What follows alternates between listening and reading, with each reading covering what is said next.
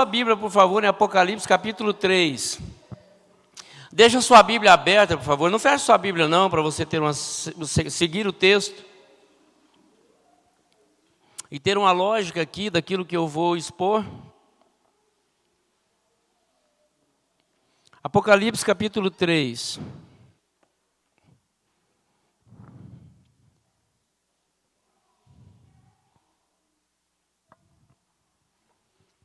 Vamos orar com as crianças? Cadê as crianças? As crianças terão a salinha. Quem vai com as crianças hoje? Vem cá, as crianças para a Laura, a Helena, Ezequiel, Davi. Traz aí seu priminho.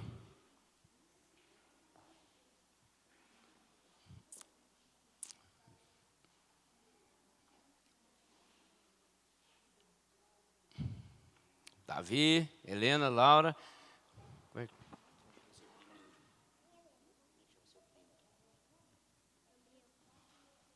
Cadê o Gabriel? Vem cá, Gabriel. Vem cá. Vamos orar com os pequenos? Vem cá, Gabriel, vem.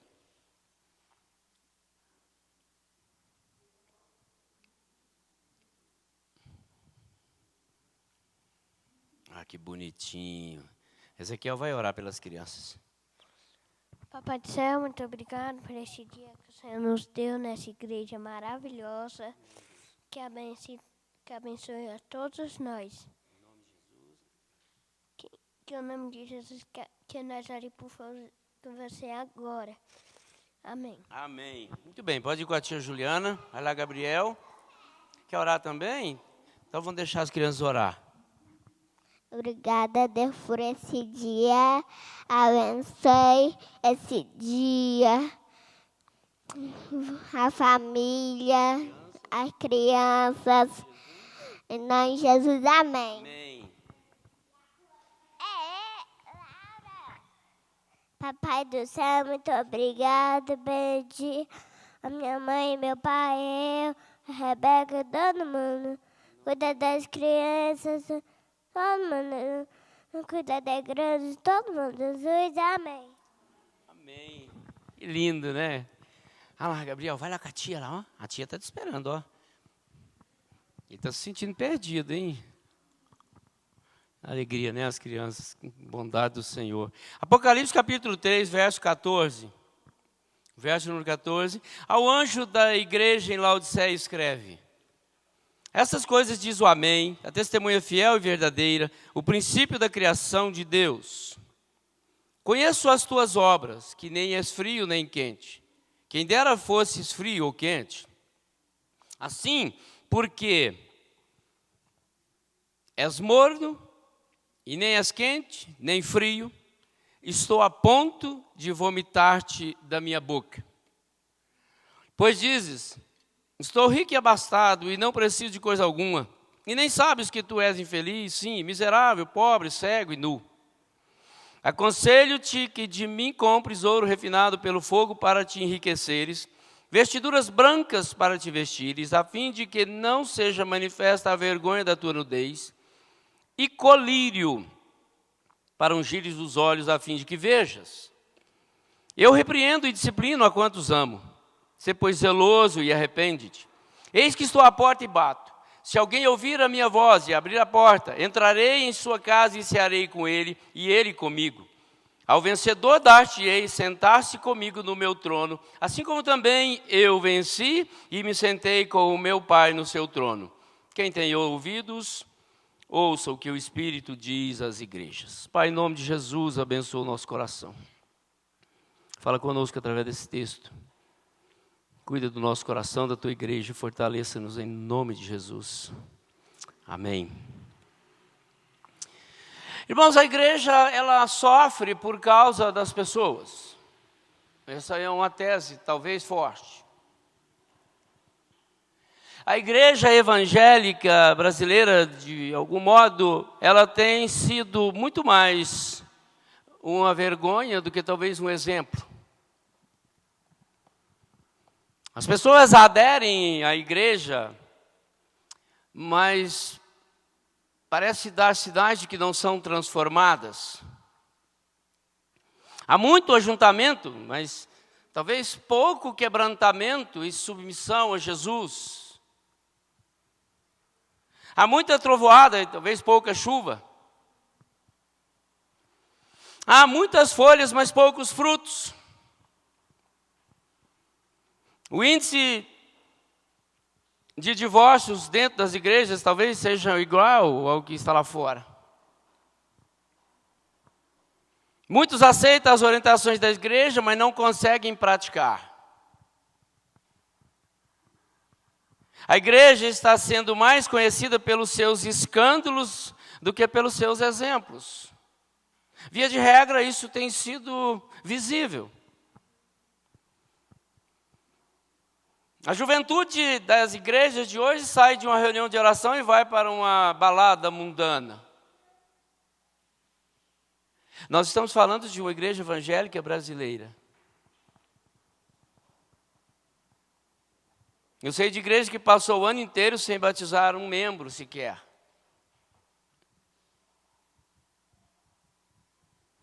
Sabemos de lugar onde há igrejas evangélicas que estão sendo vendidas porque não tem mais trabalhos ativos. Irmãos, falta fervor. Falta temor. Parece que há um marasmo. Há uma sequidão, um desânimo. Parece que há também uma mesmice.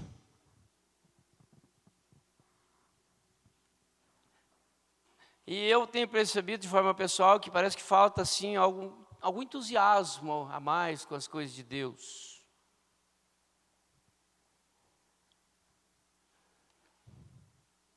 Irmão, sabe o que é pior?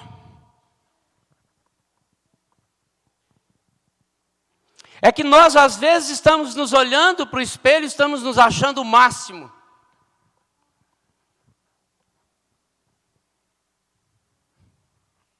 Talvez nós estejamos achando o máximo percentual regular que nós temos de evangélicos espalhados por esse solo brasileiro. Mas isso deve nos entristecer.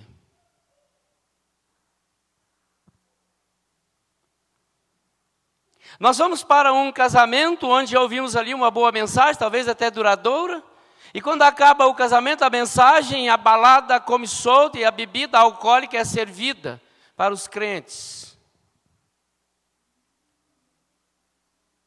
Há um tal de ecumenismo que entrou nas igrejas brasileiras nos ditos anos 70, que isso virou uma praga. Não há mais temor, não há zelo cristão, não há mais um bom testemunho. Para se ir numa festa hoje social, familiar, fraterna, nós temos que nos submeter às mesas cercadas de bebidas alcoólicas. E muitos cristãos abraçando e saindo com as pernas trôpegas. A música cantada nesses lugares não tem mais nada a ver com Deus. Tem passado os limites.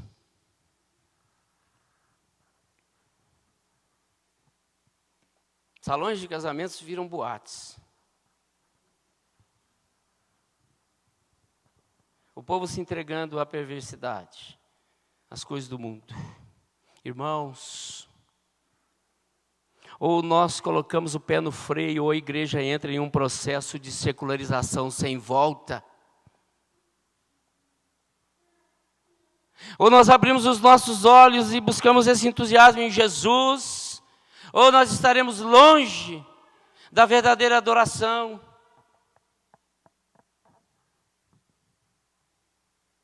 Jesus está no meio das nossas igrejas.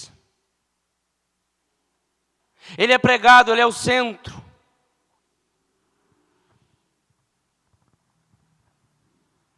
Mas às vezes quando saímos daqui, nós saímos prontos para a badalação do mundo e o esfriamento espiritual sacode as nossas almas.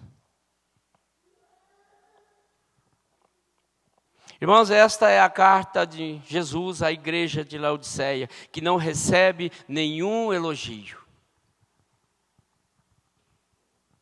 E vocês vão perceber que Jesus é extremamente duro com esta igreja. Entre as 7 igrejas da Ásia, essa é a que recebe uma condenação mais drástica. Jesus é mais rigoroso. E Jesus diz que as condições desfavoráveis dessa igreja eram de mornidão. Os seus membros não eram nem frios, nem quentes, conforme o verso número 15, que nós temos no nosso texto.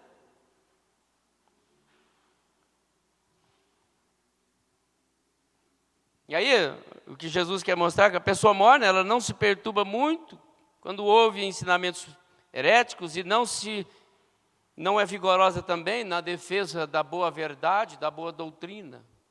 E é por isso que Jesus é duro aqui. E o que Jesus está dizendo, ensinando, é que esse espírito de indiferença é a coisa mais trágica que pode acontecer a uma igreja. Essa insensibilidade.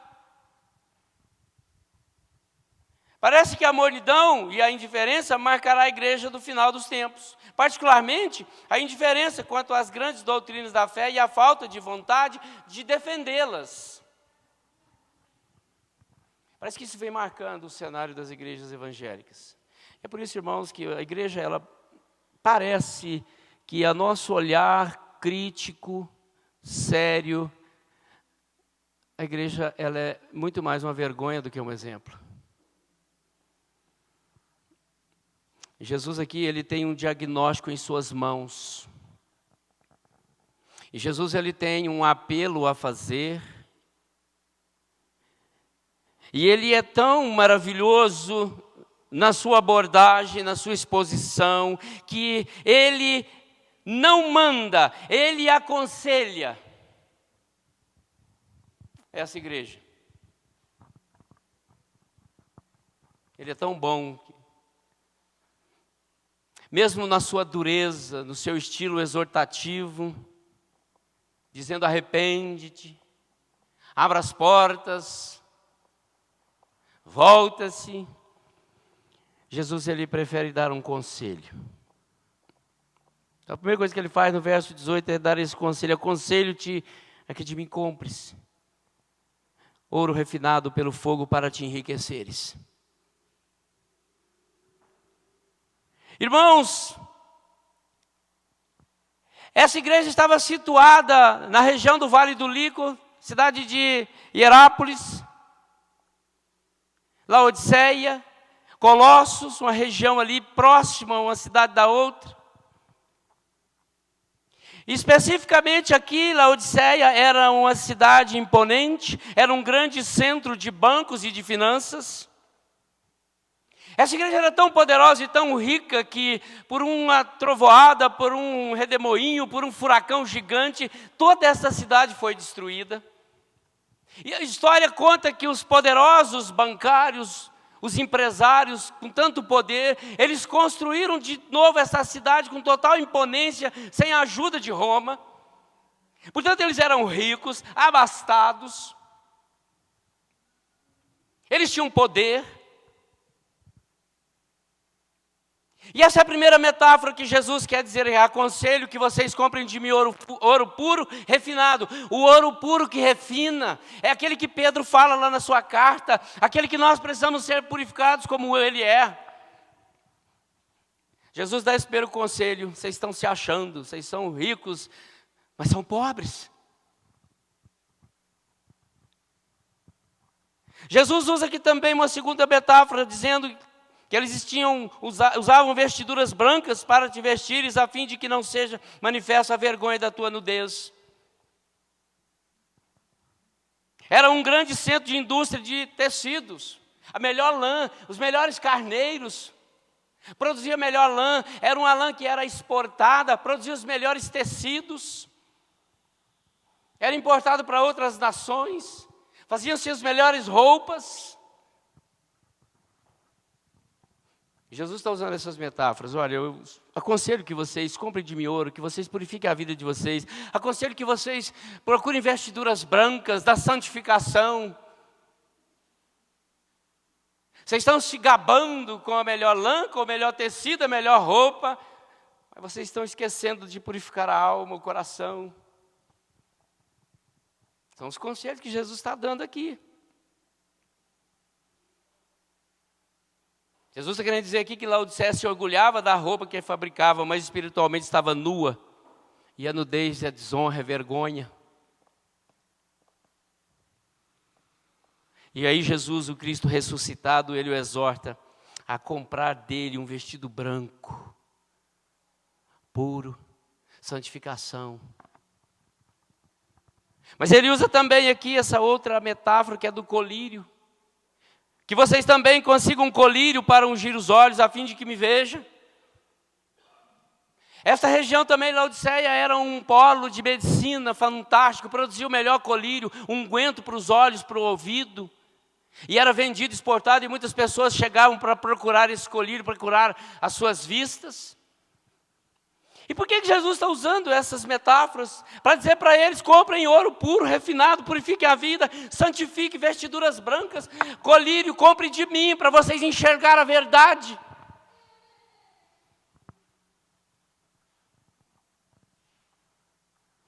E eles se orgulhavam desse colírio, desse centro hospitalar. Os médicos eram tão famosos que tinham seus nomes escritos nas esfinges, nas moedas, do dinheiro.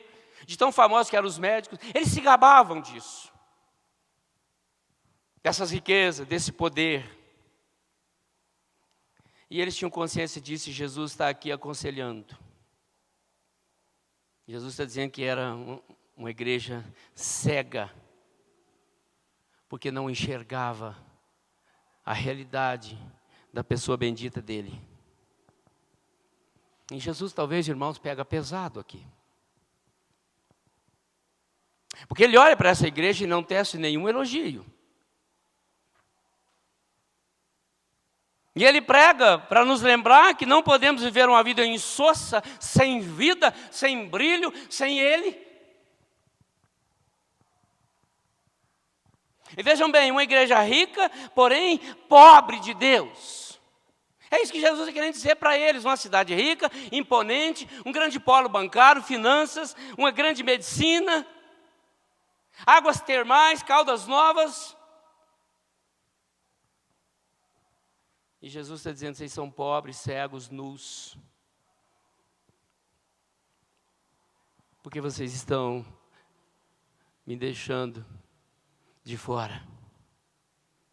Então, primeiro Jesus dá esse conselho. Irmãos, esse conselho, talvez ele seja tão urgente, tão necessário para nós hoje. Talvez Jesus esteja falando muito fundo ao meu e ao seu coração nesses dias de hoje, de igreja evangélica brasileira.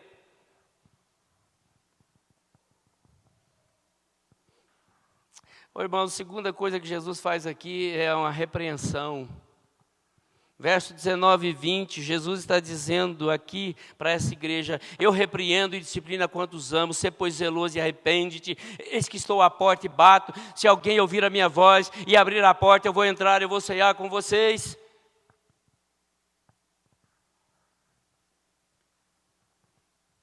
Eu repreendo e disciplino a quantos amo, é a igreja dele. Ele está olhando para mim, para você, para a igreja dele em nossos dias, e está trazendo para nós essa repreensão. Ser, pois, zeloso. E essa palavra que repreendo é a palavra grega que significa aquele que realmente, aquela classe de repreensão que obriga necessariamente a reconhecer o erro e corrigi-lo. O exemplo que nós temos mais clássico é Natã corrigindo Davi olho no olho. Davi, você está errado, você pecou, arrepende-te.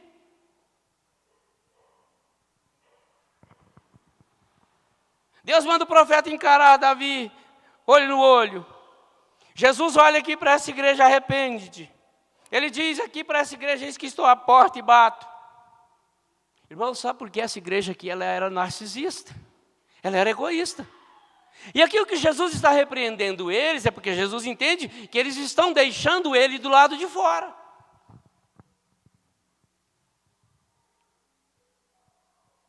Jesus não é o centro da adoração, Jesus está lá fora batendo, e eles estão lá dentro se achando, se gabando, dizendo que não precisa de Deus.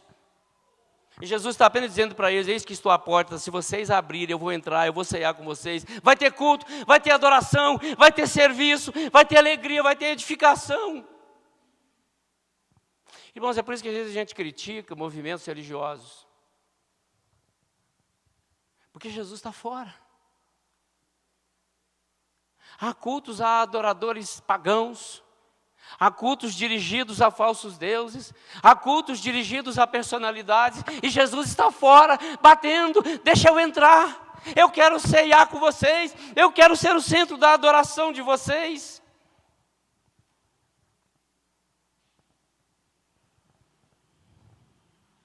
Uma igreja que se gabava, que se achava, que se engrandecia, narcisista, egoísta, mas que estava sem Jesus. Poderosa, rica, talvez o templo imponente, as melhores contas bancárias estavam frequentando essa igreja, e Jesus estava do lado de fora, e Jesus dizia: eu repreendo a quantos amam, essa igreja me pertence. Por isso Jesus está repreendendo e chamando de volta, e dizendo: eu quero ser o centro da adoração. É tão bom a gente cantar aqui, expressando adoração, cantando lindo, lindo, lindo, lindo Ele é. E a gente vê igrejas que nem abrem a Bíblia para expor a mensagem cristã, a mensagem de Jesus Cristo, crucificado na cruz, produzindo, essa mensagem produzindo arrependimento vivo em corações, transformando vidas para a salvação, e muitas igrejas deixando Jesus do lado de fora.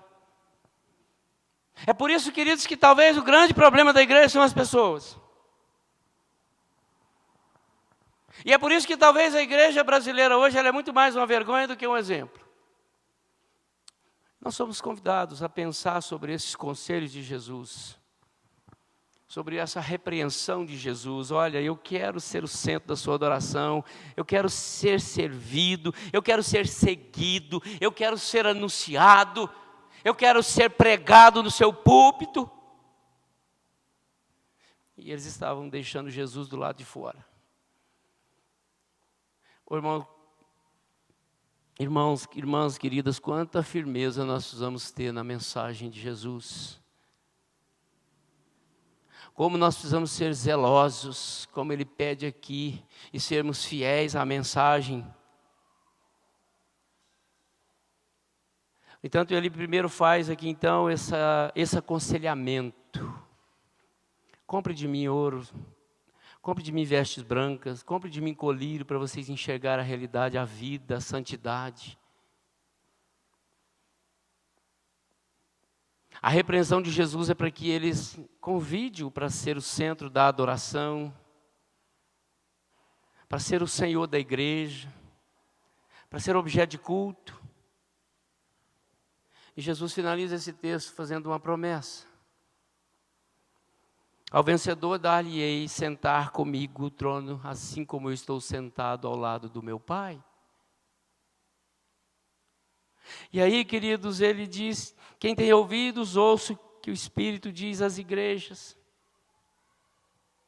Jesus fala com a sua igreja em Laodiceia, fala conosco a fim de chamar a nossa atenção, a fim de nos exortar à santidade, a um melhor testemunho lá fora, a servi-lo com entusiasmo, sem ser frio, sem ser muito frio, muito quente, nem morno. Irmãos, a ideia do frio que Jesus narra aqui é gelado mesmo. Do quente era águas fervilhando, borbulhando. E aí quando Jesus fala dessa água morna, é aquela água que você não toma, porque ela dá náuseas, dá vômitos. E é isso que Jesus está dizendo aqui: olha, igreja, vocês estão num sintoma tão ruim, tão drástico, tão melancólico, que vocês não estão frios nem quentes, estão mornos, mas eu estou a ponto de vomitar porque isso não presta. Irmão, Jesus é duro aqui. Mas é Jesus que está falando. E é um alerta para nós, como igreja. Nós precisamos voltar a ser uma igreja empática, entusiasmada, fervorosa, temerosa, cheia de ânimo para distribuir um folheto, para anunciar Jesus como o Senhor dos senhores nessa terra.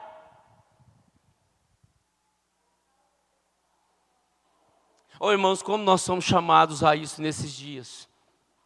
O país atravessa uma crise moral sistemática, organizada, que nós estamos vendo por todos os sistemas organizacionais, judiciais dessa nação. Nós estamos vivendo essa vergonha moral. As nossas autoridades vergonhosas, os nossos políticos corruptos, corrompíveis e corruptíveis. Irmãos, nós somos chamados como igreja hoje a testemunhar desse Jesus, com entusiasmo. Quem é Ele para você?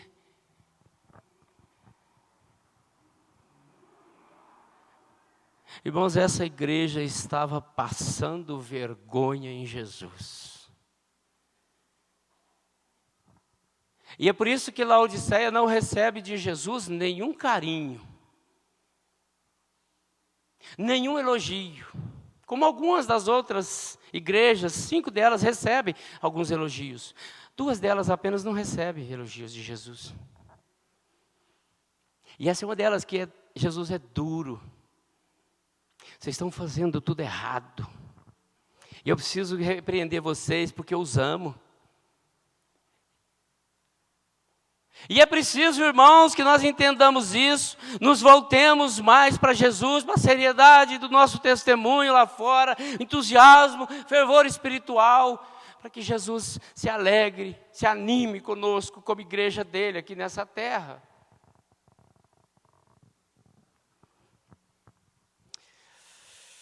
Irmãos, a conclusão que eu quero chegar. Nós sofremos como igreja e passamos vergonha como igreja. Recebemos esse alerta de Jesus. E eu preciso fazer essa pergunta: como é que nós vamos responder a isso? Como que nós vamos responder esse alerta? É Jesus quem está falando conosco.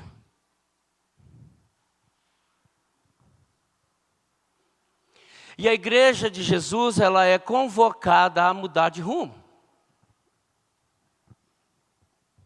A atitude que o Cristo ressuscitado condena de maneira sem misericórdia aqui é a indiferença dessa igreja de Laodiceia.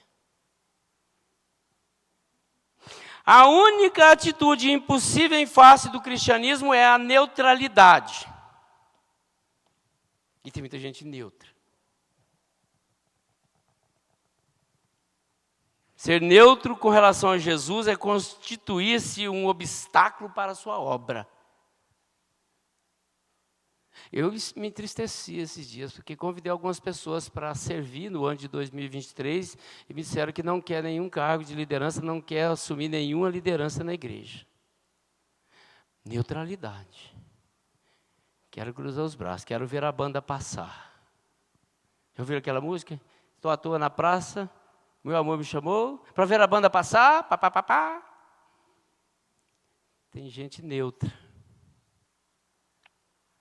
Irmãos, por mais duro que pareça,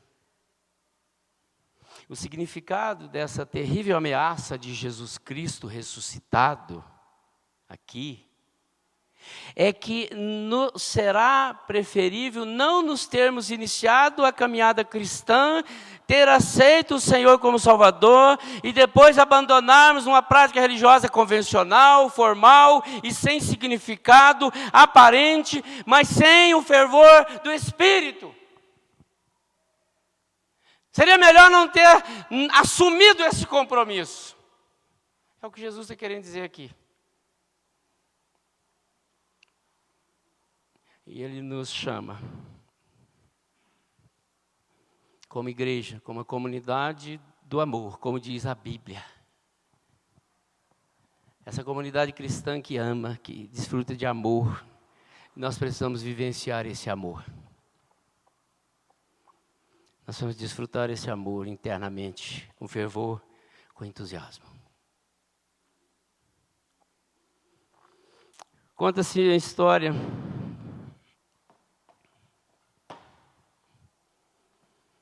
de um trabalho americano, eu quero concluir agora com isso. E aqui vai ser a lembrancinha que eu prometi para vocês. O Herto está distribuindo aí. Pegue cada uma.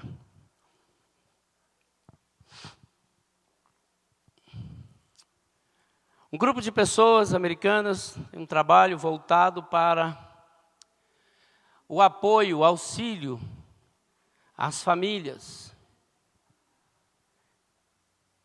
A mornidão das pessoas americanas, a frieza das emoções, dos relacionamentos. Então surgiu esse grupo para trabalhar, incentivar e estabelecer alguns congressos. E nesses congressos organizados por eles, eles usavam essa fita azul que você recebeu. Coloque ela aí na sua mão. E durante todo o congresso eles eram estimulados a usar essa fita azul. Era a cerimônia da fita azul. Você sabe que o americano é frio, né? Dizem, né? Eu não conheço, nunca fui lá, mas a gente vê pelas histórias.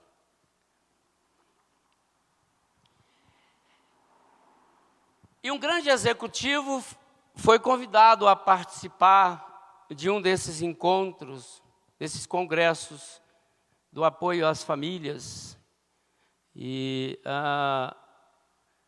o exercício da fita azul. Um grande empresário. E ele então recebeu essa fita azul e era para usá-la durante todo o congresso. E ao final do congresso, essa fita azul era para ser levada para casa e era para ser dada para a pessoa que você ama junto com um abraço. E aquele executivo, um homem frio de negócios, pegou aquela fita e ele se dirigiu para casa. Ele era um homem desquitado e ele convivia com seu filho adolescente. Imagina, Claudiane. E ele chegando em casa, já tarde, ele olhou para a janela do quarto do filho dele, viu as luzes acesas e disse: mas está tarde, ele ainda está acordado, ele nunca está acordado até essas horas. E ele então, no caminho, ele foi maquinando: eu vou dar essa fita para o meu filho. Eu fui estimulado a dar essa fita para o meu filho naquele congresso, que é a pessoa que eu quero dar um abraço e a quem eu quero dizer que eu amo. E ele foi entrando, resistiu, porque achou que estava tarde, o filho poderia se aborrecer, eles não tinham um bom relacionamento, eles não tinham um bom diálogo. E entrou. Mas algo incomodou ele, que ele resolveu mudar de ideia e bater na porta do quarto do filho. E ali bateu meio sem jeito, sem diálogo, frios. Ele começa ali com o seu filho: filho, desculpa, o papai está vindo do congresso e eu recebi essa fita azul e eu fui estimulado a dar essa fita para a pessoa que eu mais amo e dar um abraço. E meio sem jeito, ele falou: mas você sabe que papai é distante, papai não convive bem, nós não temos muito diálogo. E ali todo sem jeito, e aquele menino também todo sem jeito, sem aqueles costumes. E ele começou a dizer: olha, mesmo distante, mesmo nessa indiferença, mesmo com pouco diálogo, mesmo sabendo que eu não tenho te dado toda a atenção que você precisa, que você merece, mesmo sendo um pai assim distante e omisso, essa vida difícil que eu levo com você, eu quero te entregar essa fita e eu quero te dizer o quanto eu te amo.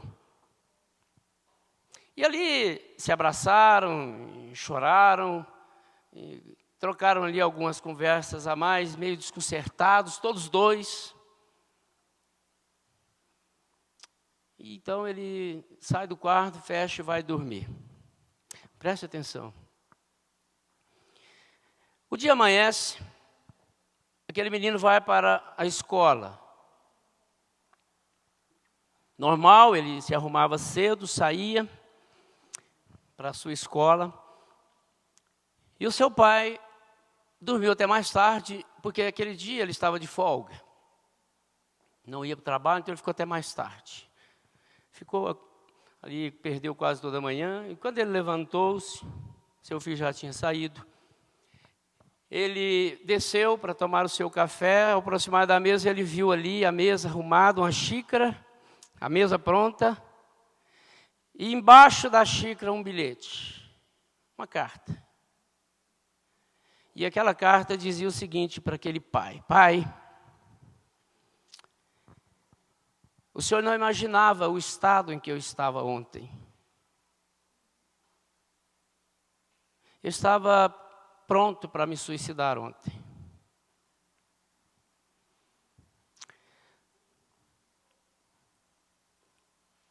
O senhor não sabe como aquele momento foi importante na minha vida. Aquilo simplesmente evitou que eu tirasse a minha vida. E ali ele escreveu mais algumas coisas dizendo: o senhor sabe também o quanto eu te amo, o quanto eu preciso do senhor, o quanto eu também sou difícil, dou trabalho. Escreveu muitas coisas naquela carta. E aquele pai em lágrimas ali, tentando entender e tomar o seu café.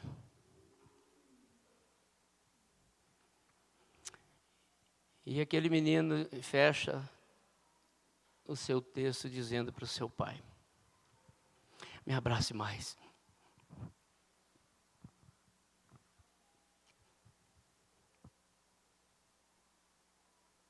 Me ame mais.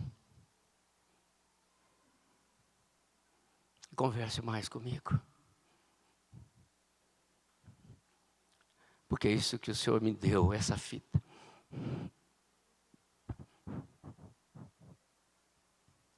Ela não tem preço. Me abrace mais. Me ame mais. É por isso que eu trouxe essa lembrancinha para vocês. Isso pode significar muito na sua vida. Eu queria que você pegasse essa lembrancinha, esse laço, e levasse com você, como meu amor.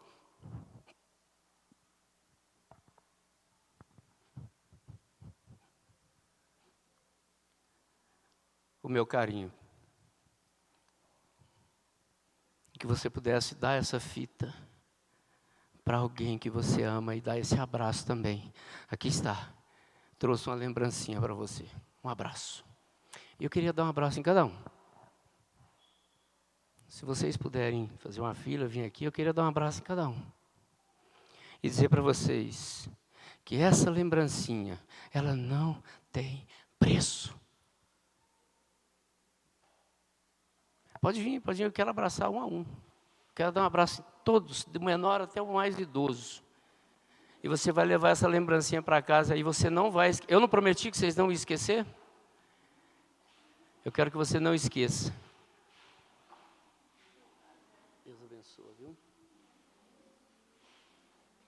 Deus abençoe, Dona Maria, bem-vinda, viu? Deus abençoe. O abraço da graça. Deus abençoe. Deus abençoe, Dona Nezinha.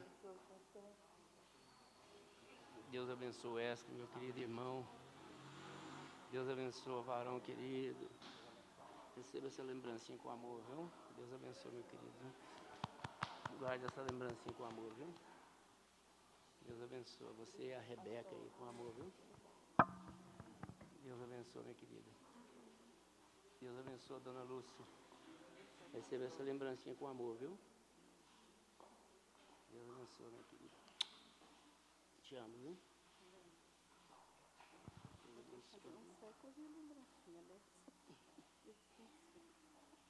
Deus abençoe, minha querida. Bom ter vocês aqui, viu? Deus abençoe.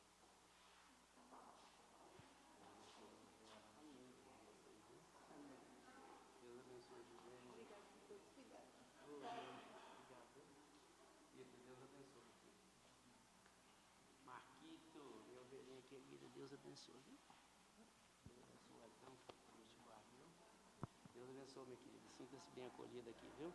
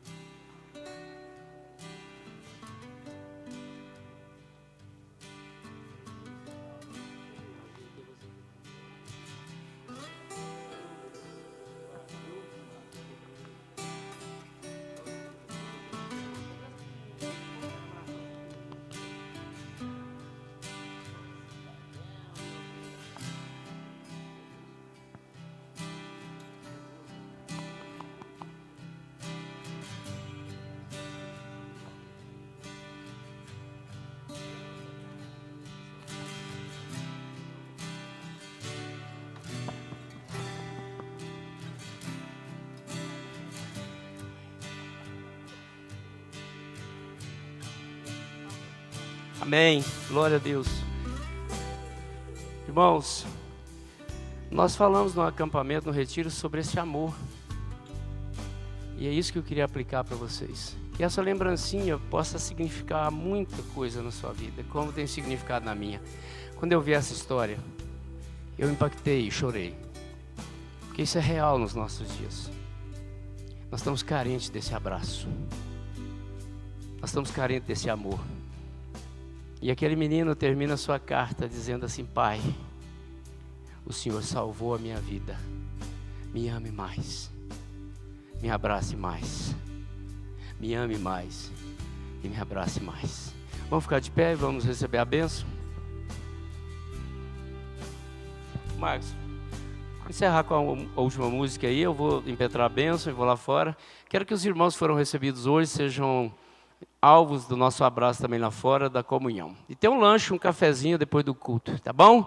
Recebam a bênção, queridos. Pai, em nome de Jesus, nós estamos felizes porque somos essa igreja amorosa, carinhosa nos relacionamentos. Procuramos, ó Deus, cada dia servir melhor ao Senhor, sermos fiéis.